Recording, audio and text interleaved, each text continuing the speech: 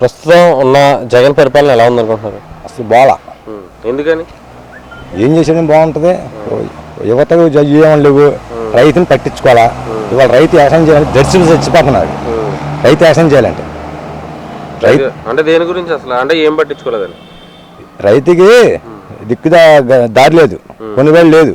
Millers కూడా వాళ్ళ పంటను పండిన కూడా కాదు చితికని అదని ఎకరానికి 5 ఎకరాల మీద 25,000 తీసుకున్నారు.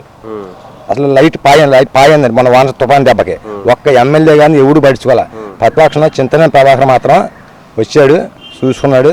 2 రోజులు తిరిగాం. అదేనా ఆధారైనా ఆ కొనుగోలు బాగా గో పెట్టబట్టి అదైనా కొనగలిగారు, లేకపోతే అది లేదు.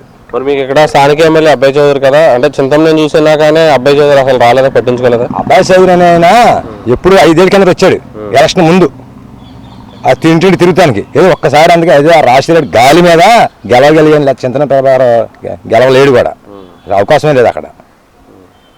ఈసారి ఎలా ఉండొచ్చు అనుకుంటున్నారు? ఎవరు గెలవచ్చు అనుకుంటున్నారు ఇక్కడ? ఈసారి ప్రభాకర్ గెలుతాడు, చంద్రబాబు సీఎం అవుతాడు, 100% అవుతాడు.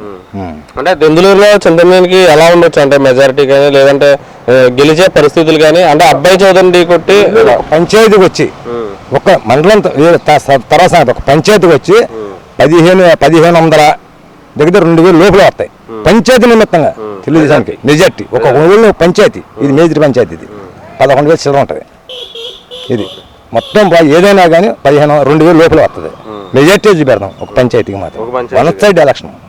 అంటే ఒక దెందులూరు చెప్తున్నారు, మరి మిగిలిన గ్రామాలు కానీ మిగిలిన మండలాలు కానీ పెదవి కానీ ఏదో పార్టీ కానీ దెందులూరు మండలానికి కానీ ఏదైనా కానీ 7,000 8,000 మెజార్టీ తీసుకొస్తాం.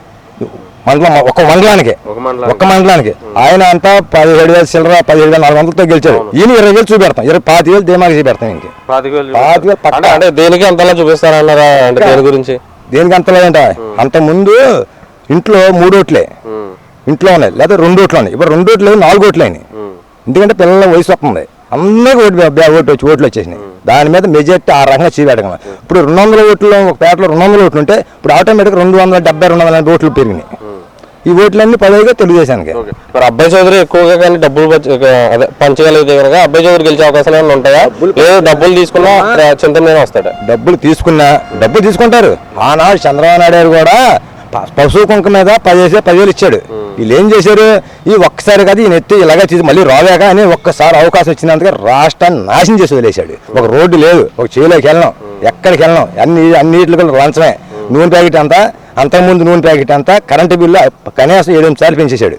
ఆ ఒక మాద్రుడు కరెంట్ వేస్తాకి షాక్ కొట్టేస్తుంది. వాళ్ళ కరెంటు బిల్ నుంచి దడిచిపోతాడు. వాళ్ళు ఇచ్చిన వీళ్ళకి ఇత్తనాలు లాగేస్తున్నాడు.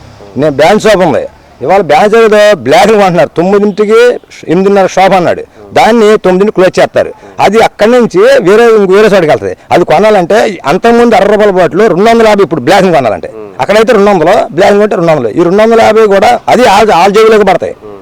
250 కూడా కష్టపడితే 300-400 వస్తాయి. ఆ 400 ఈడికే సరిపోతాయి. ఆ మందు కాలుష్య పడిపోయిన 3 మంది ఉన్నారు వాళ్ళ ఈ ఊళ్ళో. దెందులూరులోనే పైగా ఊరితో అది ఈ దెందులూరులోనే కావాలి చూపెడతా. మద్యం తాగే, అంతకుముందు మద్యం తాగారు కానీ అది ఎంత బేవర్సంగా పోలా.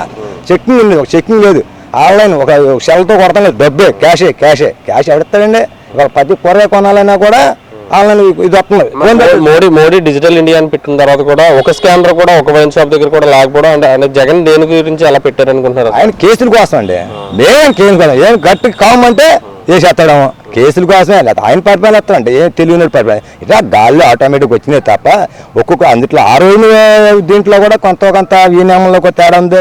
అసలు చాలా చండాలంగా చేశారు. ఒక్కసారి అంతా చాలా దూరం తీరిపోయింది. ఇవాళ మాధురుడు బతడానికి ఇవాళ ఇంకొకసారి నువ్వు వస్తే ఇవాళ కొన్ని చదువుకుని ఉంటారు భూమి గలాలు, ఆ భూమి కూడా దక్కదు. ఇక మాలాంటి వాళ్ళు ఏముందిలే, ఏ బోట్లనో ఏ బండి బతకాల్సింది తప్ప ఈ రాష్ట్రాన్ని ఎవడు బాగుచాడు ఈసారి పోతే కనుక జగన్ వస్తే అభివృద్ధి జరుగుతుంది, గ్యారంటీ జరుగుతుంది అభివృద్ధి. ఎందుకంటే ఆయన కొంచెం బోళ్ళని పెరగలడు, ఇండస్ట్రీలు వస్తాయి తెప్పించగలడు కొంచెం. అంటే మరి 2014లో వచ్చిన తర్వాత ఏం తీసుకొచ్చాడని మళ్ళీ ఓటు వేయాలని చెప్పి 2019లో నన్ను తీసుకొచ్చాడని జగన్ అంటారు. ఒక ఇల్లు కట్టాలంటే కనీసం మినిమం 3 సంవత్సరాలు పడుతుంది.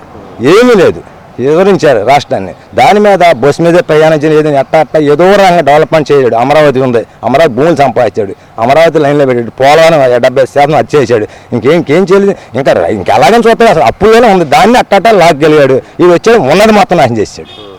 ఉన్నది తెంగింది ఏం ఉన్నదాక ఏమి అసలు ఏం 3 రాజధానులు అన్నాడు కదా మరి. 3 రాజధానులు ఏమైనా ఒక పిల్లలతో ఉండలే 3 పిల్లలతో ఎప్పుడు మెయింటైన్ చేసేది అది ఇంకోటి దింగద్ది అది ఉన్నది ఒక భార్యతో మెయింటైన్ చేసుకుంటే చక్కగా అన్ని అవసరం 3 పిల్లలు చేసుకుంటానండి 3 పిల్లలు ఉంటారా 3 రాజధాని ఒక దానికి దిక్కు లేదు ఇంకో 2 దానికి కావాలి. చెప్తున్నాడు కదండి కడప స్టీల్ ప్లాంట్ తీసుకొస్తాను ఉన్నాయే దెంగినాయి అక్కడ ఇంకా కర్మ 3 పిల్లలు ఉన్నాయిపోతే ఇంకెక్కడి నుంచి వస్తాయి ఉన్నాయే బాగొడిచాడు ఏమి లేదు దెంగులో సచివాలయం తాడు పెడితే రేపు పోతే మనుషులు కూడా తాడు ఇంకేంటంటే గుడ్లు కూడా కంపెనీ గుడ్లు రాలా ఈ జంటలో ఇలా వేసుకోండి ఏమి రాలా అదే జనసేన కానీ బీజేపీ మనకు అభివృద్ధి వస్తుంది మోలీ వస్తుంది రేపు అవసరం ఉంటుందని దాంతో పోతుంది తప్ప జనసేన తెలుగుదేశం బీజేపీ వల్ల గ్యారంటీ సీఎం అయిపోతాడు సమస్య లేదు 160 155 106 సీట్లు వస్తాయి.